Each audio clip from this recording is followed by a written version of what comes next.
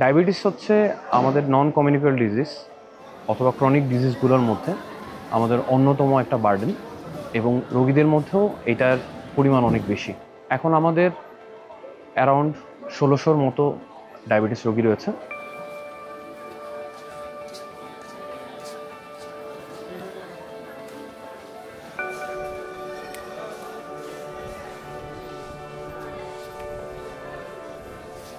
যারা টাইপ 1 এবং টাইপ 2 ডায়াবেটিসের যে দুটো ধরন আছে, সেই দুটো ধরনের মধ্যেই এই রোগী আমাদের পাওয়া যায়, এবং তারা বিভিন্ন ধরনের ইনসুলিন প্রাপ্ত রোগীও রয়েছেন এবং মুখে ওষুধ খাওয়া রোগীও রয়েছেন। তারা বিভিন্ন ধরনের চ্যালেঞ্জ ফেস করে, ট্রান্সপোর্টেশন ইস্যু, সিকিউরিটি ইস্যু, যেহেতু হচ্ছে তাদের স্পেসিফিক এবং সিও ক্যাম্পে এই সার্ভিসগুলো অপ্রতুল।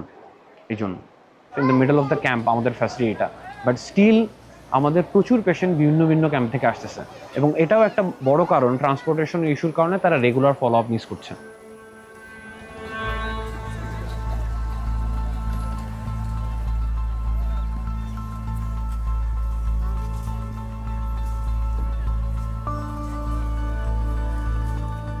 এছাড়াও আমরা স্পেসিফিক পেশেন্টের ক্ষেত্রে সেলফ মনিটর ব্লাড গ্লুকোমিটার, যেটা হচ্ছে একজন পেশেন্টকে আমরা গ্লুকোমিটার দিয়ে দেওয়া, পেশেন্টের হোম বেসড ইনসুলিনের জন্য বেসিক পদ্ধতিতে লো রিসোর্স সেটিংয়ে ক্লে পট স্টোরেজ আমরা যেটাকে বলি সেটা এনশিওর করা,